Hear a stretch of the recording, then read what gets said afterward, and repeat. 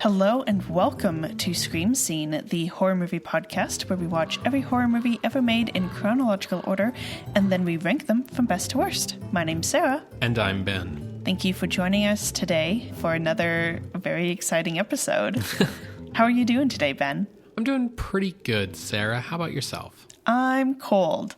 That's so fair. It is like minus 20 outside in Celsius. Yeah, it's been a cold time for us here.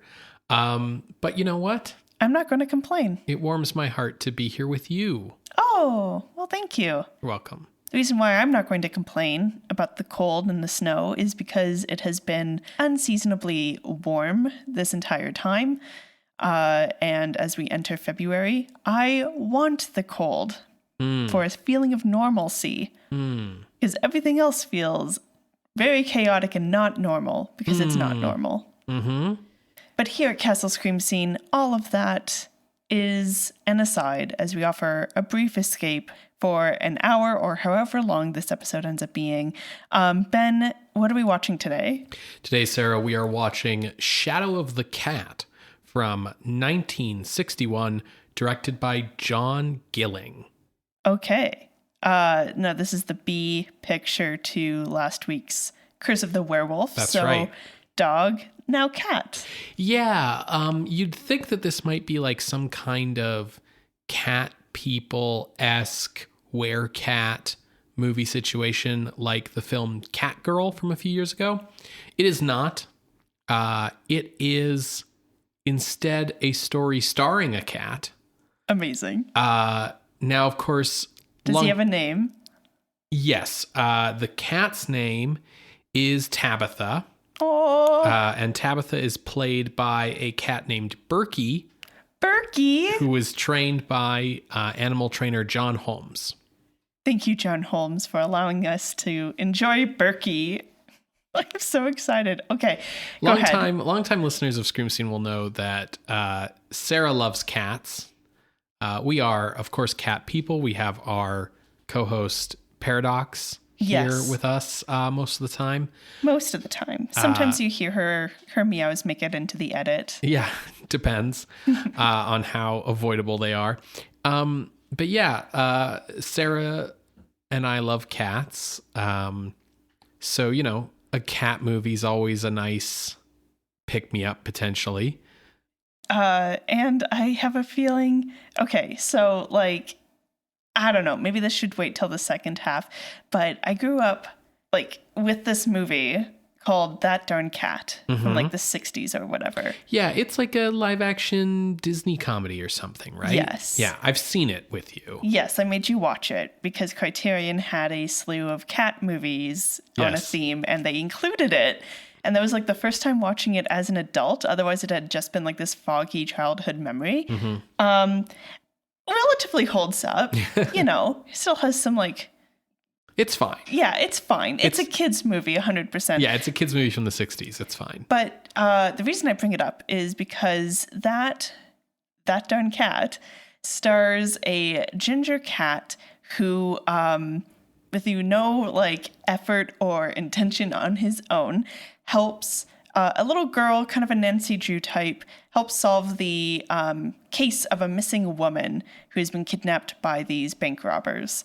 And it's fun. It's good. And it sounds like this movie is like a step up from that.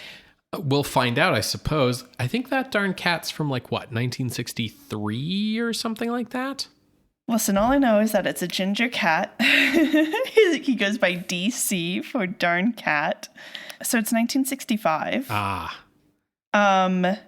It stars Haley Mills and Dean Jones. Haley Mills, that's who I was trying to remember. Yeah. Dorothy Provine is also in it. Roddy McDowell, my love. And Elsa Lancaster is in it as like a grouchy neighbor. Yeah. Frank Gorshin's in it as one of the bank robbers, and that. he just chews the scenery. apparently is based on a book. Anyways, this episode is not about that darn cat. No, I just wanted to establish when that darn cat came out in relation to this. So a few years after this. So this film is about now I haven't watched this film. Yeah. Okay. This film's about a cat who is witness to a murder in an old dark house thriller setup. So like it's an old family and people are trying to bump each other off for the inheritance or whatever. And then like the cat is a witness to a murder and then enacts revenge on the part of its former owner, I believe is the premise here. Hell yeah. It is a black and white B movie produced by Hammer.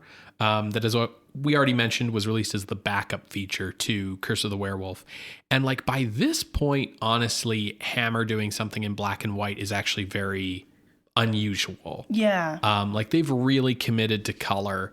And so at this point, like you do black and white, it's for like maybe for mood, but probably for budget. So this is like, definitely B picture. It was written by George Baxt, who also wrote City of the Dead, which we quite liked. Yeah. It's ranked number 21 on the list currently. And he also wrote Circus of Horrors. Oh, no. Which we didn't like and ranked 227 on the list.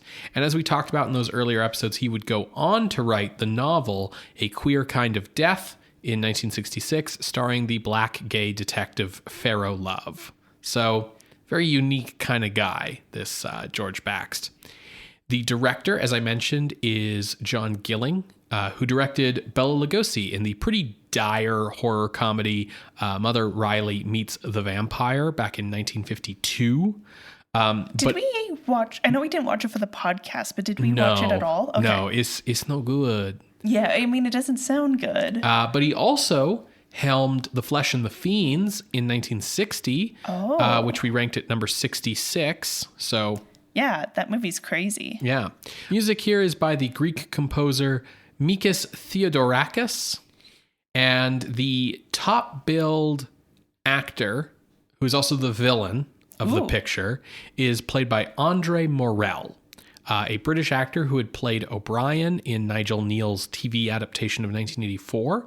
And he was the third TV incarnation of Professor Quatermass in the 1958 show Quatermass in the Pit, because TV Quatermass was played by a different actor every single time.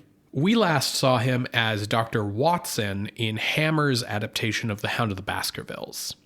Okay. Yeah, he was a good Watson in that. Yeah. British scream queen Barbara Shelley plays the lead heroine in this picture. Ironically, we first saw her in Catgirl, which was kind of a British Cat People knockoff that we ranked at number 130 on the list. Yeah, it sounds better than it actually is. And I'm really hoping that's not the case with this movie. And then we next saw her in Blood of the Vampire, which is ranked at number 95, which is the Jimmy Sangster written, not Hammer trying to be Hammer, like prison movie. Oh. That we were talking about the other episode? Yeah, that I was just like completely tearing apart and talking about Werewolf, Yeah. And then she was also, of course, in Village of the Damned, which we ranked at number 115. She was basically Hammer's like top female performer, and she passed away at age 88 in 2021 of COVID. Right, I remember that. But, of course, the true star of Shadow the Cat is the cat, Tabitha, played by Berkey, trained by John Holmes. Now, contemporary reviews of this movie were mixed. Okay. Monthly Film Bulletin called it an uninteresting old dark house thriller. Like just kind of, How can it be uninteresting? The star is a cat. Variety, meanwhile, praised the performances, direction, and cinematography. So, no clue here if this is good or bad. It sounds like it's a toss-up. Okay. Could go one way or the other. Shadow the Cat is available on Blu-ray from Indicator in the United Kingdom. And in the United States, it's available on Blu-ray from Shout Factory in their Universal Horror Collection Volume 6. as this Hammer production was distributed by Universal International in the United States. They probably had to pick it up alongside Curse of the Werewolf. Yeah. Because they distributed that. Exactly. Yeah, it's a package. Cool. Well, you say it might be a toss-up, but we'll see if it lands on its feet. Hey! You're going to hear a brief musical interlude, and when we come back, we will discuss The Shadow of the Cat from 1961, directed by John Gilling. See you on the other side, everybody.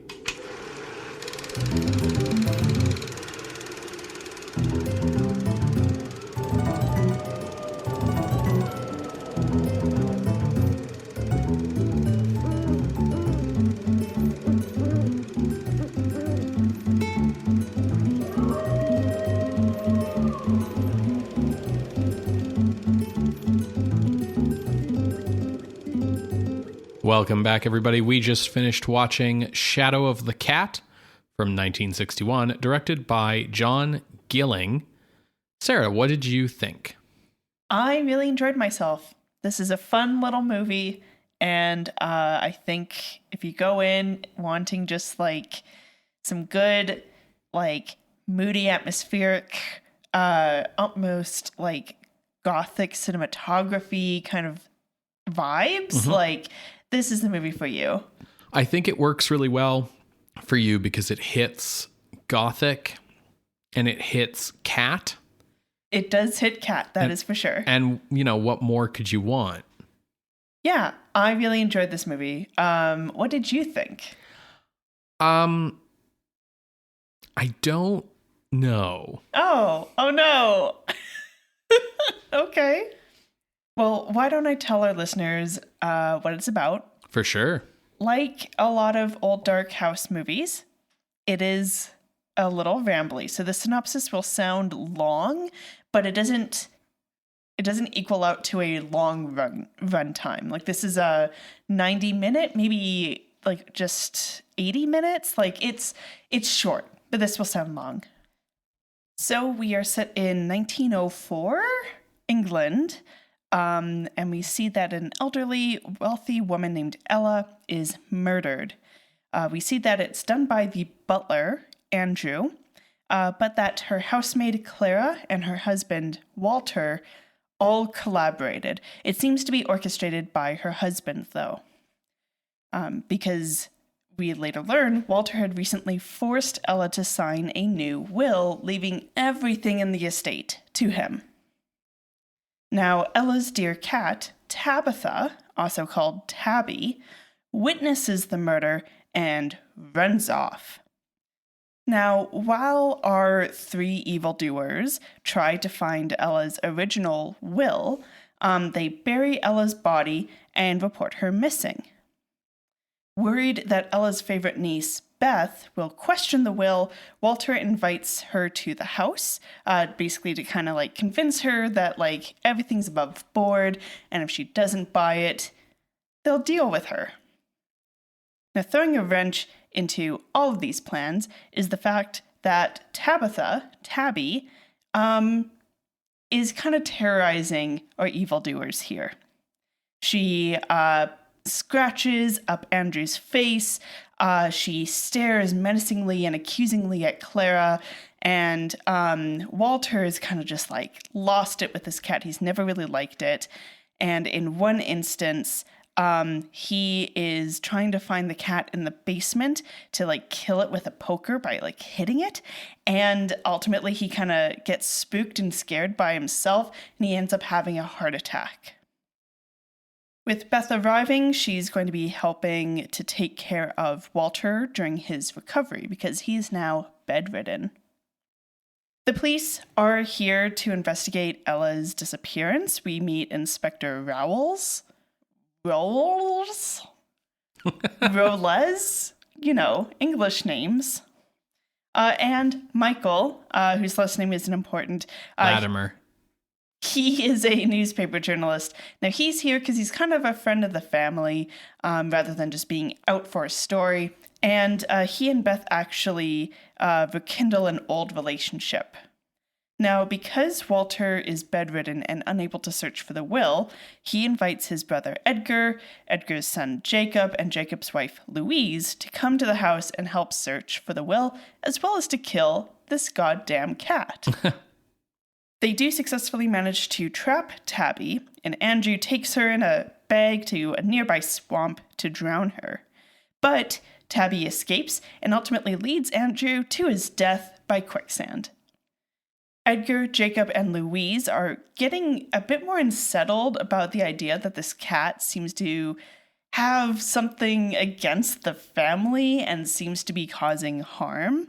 And their fears become a little bit more real when Clara gets scared by the cat and falls down the stairs and dies. Now, Beth thinks it's very strange for everyone to be frightened of a cat, but Michael suspects that maybe there's something about a guilty conscience here, and that it's not necessarily the cat, but what the cat represents. Now, Jacob, fearing that he's going to be the fall guy for all of this because he has a criminal record, he conveniently leaves a window open for Tabby to get into Walter's room. We see that the cat attacks Walter. He's later found dead, though the doctor says that it's because of a heart attack rather than the scratches on his face. Now, Beth and Michael suspect that there's been someone in the attic because Beth keeps seeing chandeliers sway and hearing someone up there, and they think that someone's looking for the original will.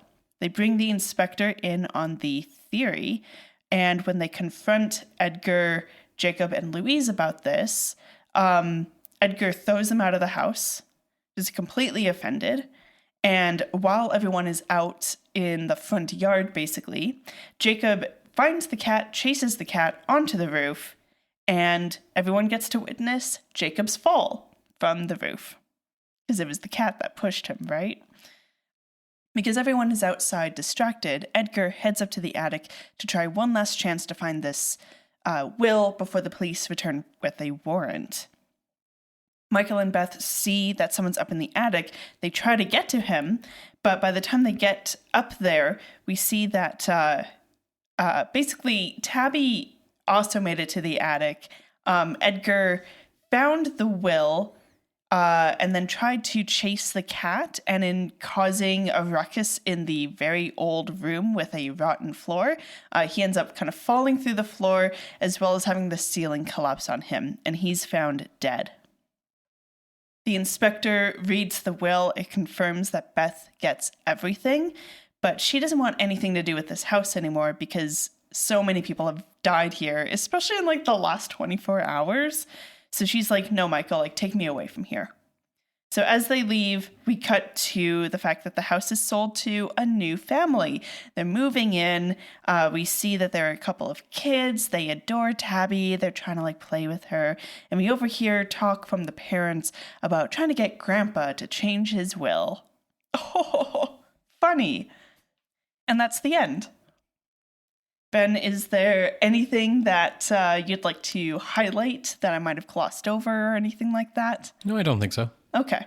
Yeah, so throughout the movie, it's clear that the cat isn't literally killing people. It's more like people's stress and anxiety about the cat leading to heart attacks or leading them to misstep and fall downstairs. To be fair, the cat is jumping at people and clawing at them. Oh, for sure. And leading them out onto rickety ledges. No, the cat has intent. The cat has intent. Yeah. What I'm saying is the cat doesn't pull out a knife and do the stabbing itself, you know? For sure. So here's my conflict about this movie. Okay. And it's not necessarily that this is a bad movie, because I don't think it's a bad movie. The cinematography, the direction, and the performances are in fact great. Everything is great. It's well shot, extremely well lit. It has that moody vibe. I feel like they took the time to light things the way that an old dark house movie should be lit. They do some really neat shots that are point of view for the cat. The Dutch angles galore. And yes, the acting is really, really great. No one's like phoning it in. No one's chewing scenery. The villains all like really sell you on the idea that they are like this freaked out by a cat, right? Like that's all great. So the thing is this, the story is very silly and it's kind of nonsense, right? Like it's full of like, you have to suspend a lot of disbelief. Yes. Right. Like, you know, the premise here of like this cat is luring these people to their deaths in some way as revenge for the murder of its mistress. The idea that like Ella had this will that left everything to Beth because she didn't like her husband, Walter. And so then Walter like forced her to change the will, but like that the original will being out there is still a threat. And so they have to find it. Here's the thing, Ben. Okay, listen. Okay. This is not how wills work, right? Like for a will to be valid, it's got to be like notarized and everything. And if you do write a new one and it's properly witnessed and notarized, then like the old one doesn't matter anymore. So like none of that really makes sense. This is a super pet peeve, but like it was really weird to me that everyone kept calling her Miss Ella when she was like the master of the house. Like Walter married into this family. It's her money. Like she should be Mrs. Venerable. That's the last name of the family, by the way. Miss Ella would be what you would call a child. Like there was a bunch of weird stuff that just to me suggested that George Baxt doesn't know how like certain things work. This is also like a really old fashioned kind of story. Like you could tell me this movie was from the 40s and like I wouldn't bat an eye almost. There's like a couple things where I'd be like, oh, that's weird. Like the cleavage on all the ladies, but like that's kind of about it. And where this all left me, like it's very silly, right? Like you're watching these dastardly villains like bend over backwards and kill themselves trying to get this cat, which makes the movie feel like a kid's movie. Yes. It's a kid's movie, Ben. Right. That's why it doesn't matter how things legitimately work of being notarized or anything. Yeah. It works when you accept that it's a kid's horror movie. The times when there is a lot of tension is because we are worried and scared for Tabby, not for our villains. Yeah, because there was one moment in the movie where you're like, are we supposed to be scared of the cat? And it's like, no, we're supposed to be scared for the cat. Well, because we keep seeing these scenes where they'll be like in the dark and they'll be hunting the cat, whether it's like in the basement or in the attic or like in the woods or whatever. And the villains get like so scared, like this cat could be around any corner.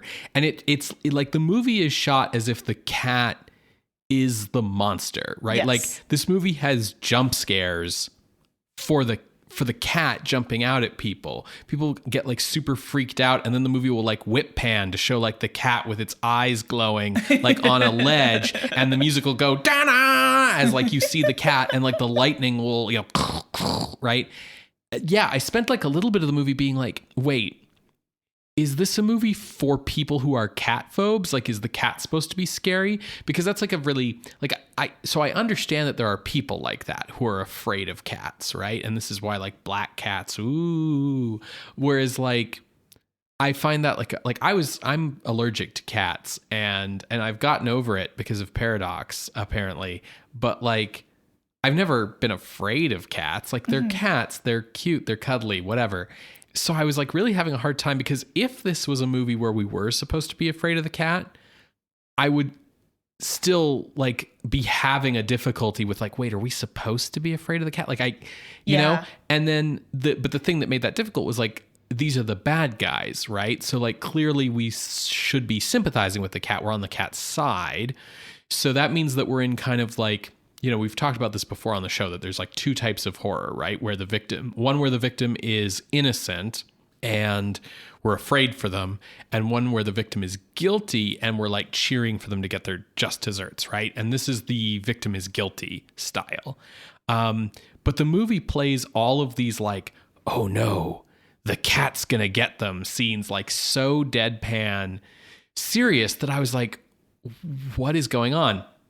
And you're right. It really only makes sense if this is a kids movie and we're supposed to be kind of like in on the joke here. Yeah, like there's enough here for like some like side comments or whatever that reminded me of when like there's a joke in Animaniacs or Pinky and the Brain that's like for the adults having to watch this with the kids.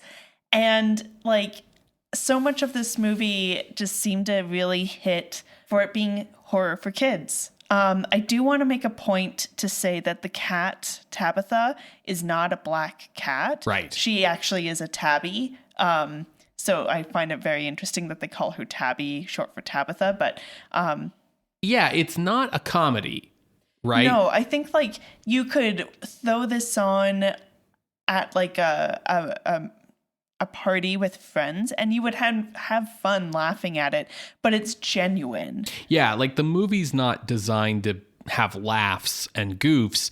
Like it plays everything super straight. It plays the fear that the villains have of this cat like really straight. Like they're having full-on psychological breakdowns in this movie and tossing knives at people. And so this is where I got my difficulty from is today in 2025, I would say, hey, like if you want to introduce your kids to like old Gothic horror movies, like this is kind of one you can do that with. Like you could sit like, I don't know, a 5 or a 6-year-old down in front of this movie and there'd be parts that might feel a little scary, but like it's mostly fine because the monster's the cat. And you know, it's a cute kitty, etc. But like, in the context of 1961, when this movie came out, I don't understand who this movie is for. Because it is like a kid's movie, but I have also like legitimately seen the kids movie version of this, which is like that darn cat, like we talked about. That's a comedy. This is legitly like horror, even if it's just would only be horror to a child. But like, it was on a double feature with Curse of the Werewolf, which is a movie that had so much trouble with the censors that they had to like edit it into like near incoherence. That like what that means is if Curse of the Werewolf has an X rating in the UK, that means that people under the age of 16 cannot attend, not even with parental supervision. And if this was the double feature to that, that means that like kids couldn't get in to see this movie because it would have been the double feature to Curse of the Werewolf. It would have been on the same ticket. And like, so who is this for? Like, I'll tell you who it's for. The BBFC. Because if you think about their crackdown on Curse of the Werewolf, this filler kids horror makes sense because we still have thrills and chills, but it's a fun time. This is the, like, sanitized feels too strong of a word, but this is the sanitized horror that the BBFC is allowing. I get you. We still see death. We still see attacks, knives thrown at people. We see blood. Mm-hmm. None of that stuff got cut. Sure. It just, it feels very old fashioned. This feels, this feels like it's like a cousin to something like Arsenic and Old Lace almost. Yes. Just without being wacky. Like there's no wackiness here, right? Yeah.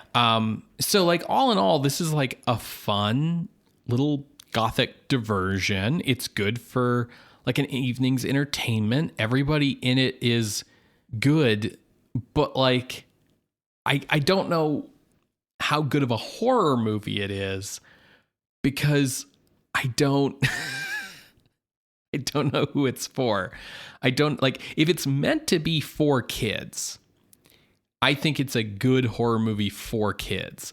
But the fact that it was released on this double bill with Curse of the Werewolf makes me go like, were adults supposed to take this seriously? And if adults were supposed to take this seriously, then like I suddenly can't respect the movie as much because you can't take this movie seriously. I took it seriously. Like, what do you mean take it seriously? I mean that like the plot of the movie is silly and kind of nonsense.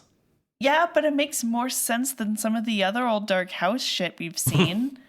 And like, yeah, it's old fashioned, but like the reason it got paired with Curse of the Werewolf is because it's a period horror from Hammer. Like they grouped the things together without thinking about the content. They were like, "Ooh, dogs, cats, here you go." That's the most they probably thought about the content. Like, I think if we were supposed to be laughing at it as like adults, they would have put more like cheesiness, or they would have done it differently. It's but not this jokey. Is like straight horror. It is, but like it's also straight horror about a bunch of adults who are afraid of a cat and the cat that's out to get them. And yeah, man, things can be fantastical and still like I don't understand your trouble here, my love. All right, let me talk about some other things while you sort out your brain. Okay. The animation with the cat eyes is so fun. Yeah, like at first I thought they were doing kind of like the Blade Runner thing with like a light on the eyes, but I think they actually just animated the eyes being around the cat. It was really good. Barbara Shelley, super cute. Love seeing her. And I also wanted to give a shout out to the music. I thought the music worked really, really great. I thought it had like this very cool modern feeling to it. Some of the themes that it had. I'm not saying that this movie inspired Jaws, but rather it felt very reminiscent of like, you know, Jaws going like doo-doo, doo-doo. But like there were moments of this score where it's like doo-doo, doo-doo, doo-doo, doo-doo. Just like it's reminiscent to me of Jaws, which made me like fall in love with the charm of this killer cat even more. I feel like I'm going insane. Well, welcome to 2025, Ben. I love that you love this movie. Yeah, I really enjoyed it. Yeah. It's fine. But we both agree that it's horror. Yes. So it is going to get ranked. Yes, I think it's horror for kids. Yeah. I don't think it's really that effective as like horror compared to like what else is going on in the field in 1961, as it were. Yeah, absolutely. No, I'm not saying like pit this against Peeping Tom. Like, are you fucking kidding me? No. Like, no. It's just like, it's so like you're watching this movie. Like this is the thing that started to make me feel like what's going on here was like when you're watching this movie and they like are for real playing like the cat sitting on a ledge, like behind a guy as like a jump scare with like a musical sting and like the thunder and lightning and everything. And I'm like, it's a cat.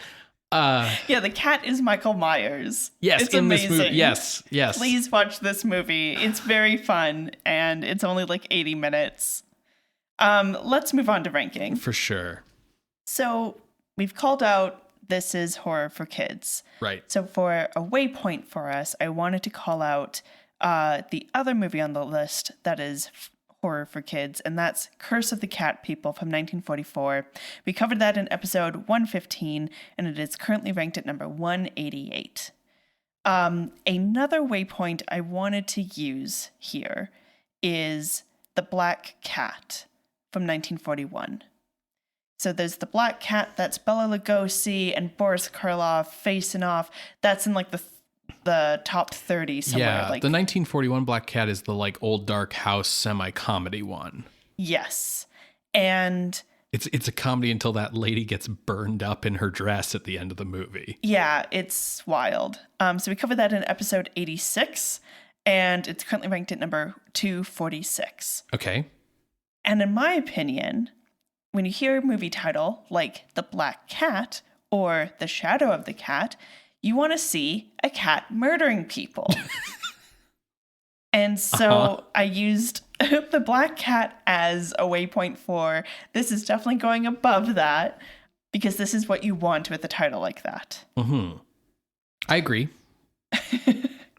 So as I looked up, I saw Circus of Horrors, which you had said the writer had previously done. So we covered that in episode 292. It's currently ranked at 227. I think that The Shadow of the Cat goes above that because the problem with Circus of Horrors is it's boring. And I did not find Shadow of the Cat boring in any. Very true. Very true. Yeah, I would agree. with that as my floor, I continued to look up. And unfortunately, I had a really hard time trying to find a ceiling because there are some like very interesting movies in here. There is The Devil Bat at 221, another movie that is very fun to laugh at. I feel like Shadow of the Cat takes itself a bit more seriously. It feels like a more legitimate threat than a giant puppet of a bat coming at you if you get squirted with some perfume. Oh, totally. You know? I mean, I think, to Shadow of the Cat's credit, like, I find the idea of this cat being scary very ridiculous, but like the movie is like giving its all to like sell the idea, right? Now, my problem is right above Devil Bat is Beast with a Million Eyes, which you liked more than me, but you also really resonated with the fact that it had something to say and was trying to say something. Shadow of the Cat is not trying to do that. No. But we do have some very interesting things in here, like 214's The Sealed Room, which, it's hard to compare a short to a feature, but it's definitely a bit more horrifying to watch people suffocate to death than to watch a cat murder people. But ultimately, I felt that some of the movies in here were a bit more... I don't want to say this, but I'll say legitimate horror. Sure. These other movies didn't struggle with what you're finding of like trying to take it seriously. So I made my ceiling at number 206, Dracula in Istanbul, because that had so much like historical context around it and what it was doing to adapt Dracula to that context. You're giving me a look that is very curious to me. Unfortunately, that means that I have a very large range of about 20 spots, but that is kind of where I was looking in like the early 200s. So I'm going to tell you something that might surprise you, Sarah. Okay. So the thing that I struggled with this movie is like, it's really well made. It's not like the most horrific, scary, top-notch horror movie, but it's really well made. And sometimes that can like cause ranking difficulties when we're down here at the bottom of the list, because it's like, oh, well, this movie, like Neanderthal Man is like really going for something a lot more disturbing than this movie, but also Neanderthal Man was made for like $5 and like it looks like shit, right? And so like, but this movie looks like, $1 million, but it's also like about a cat. And so like, those are the kind of difficulties you get here. I had a similar process to you, but I started from a ceiling and I worked down. Okay. And so I started from looking at Curse of the Cat People, and I was like, this is not as good as Curse of the Cat People. Curse of the Cat People is like a really, really good movie. Yeah, if we want to like take a moment to kind of compare the two kids' horror movies, like The Shadow of the Cat feels on the continuum from Jekyll and Hyde to Scooby-Doo. It's closer to Scooby-Doo. You know what I mean? In terms of like... Yeah, if we're talking about horror for children, right? Shadow of the Cat is like Alien, okay? Stay with me.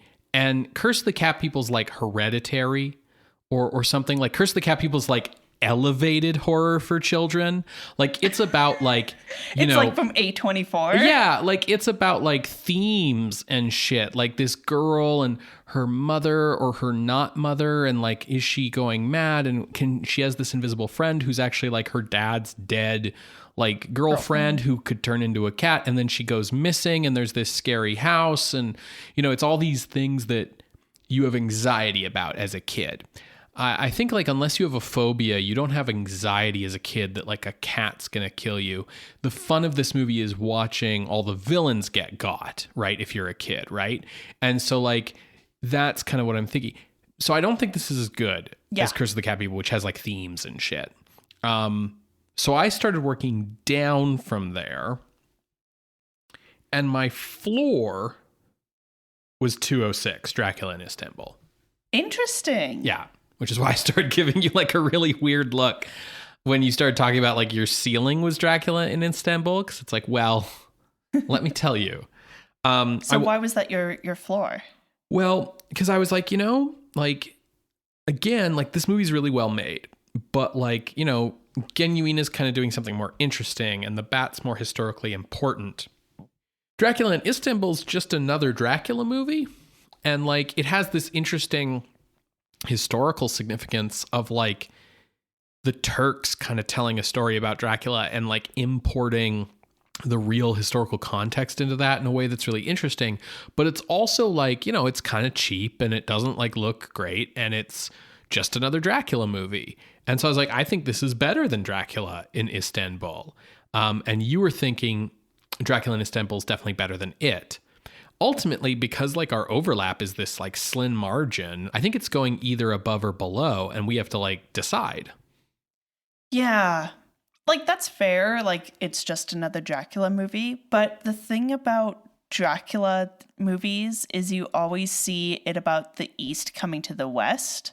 Like this like weird Eastern European thing coming to Western civilization. Sure. And here in Istanbul, it's like this is like a melting pot in the East. So what does it mean for someone who's literally our neighbor coming over? And the fact that it had such a rich cultural context that like both for who historical Dracula is for Turkish folks, and then to incorporate that in just another Dracula movie, I think was very interesting. And it shows a level of like care about the themes that I think is really good to recognize. Sure.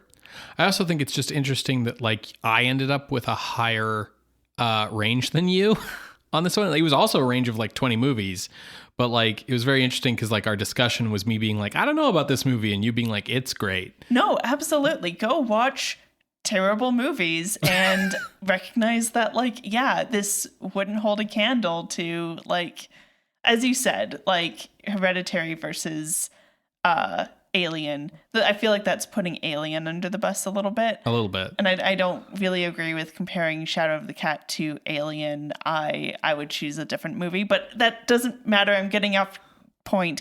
I do feel like it should go below Istanbul. Okay. Well, I'm good with that then. So, as long as we are clearly both agreed that it's better than The Magician. Because they don't like go to like Morocco and like do gambling for like an act of this movie. Listen, The Magician is historically important, and Yes. It's also just like a fun movie in and of itself. But like, we're good. Yeah. Like Paul Wegener, rest in peace. You're great, but this cat's overtaking you. Entering the list at the new number 207, it's Shadow of the Cat from 1961, directed by John Gilling. If you would like to see this list, you can go to our website, screamscenepodcast.com. There you can find links to the many episodes that we have mentioned today, as well as our appeals box. If you would like to contest this or any other ranking, you can drop us a line through our Ask box on Tumblr, or you can email us at screamscenepodcast@gmail.com, or talk to us on Blue Sky at screamscene.bsky.social. Scream Scene updates every other Wednesday on SoundCloud, Spotify, and a variety of other podcasting apps, including YouTube Music. If you would like to make sure that you never miss an episode, you can subscribe to our RSS feed. And if you'd like to help support the show, you can head on over to our Patreon at patreon.com/Scream Scene Podcast, where you can become a patron of the night for as little as $1 a month. Patrons at the $5 and $10 level get access to a whole swath of bonus content, including Sarah's recent review of Robert Eggers' Nosferatu.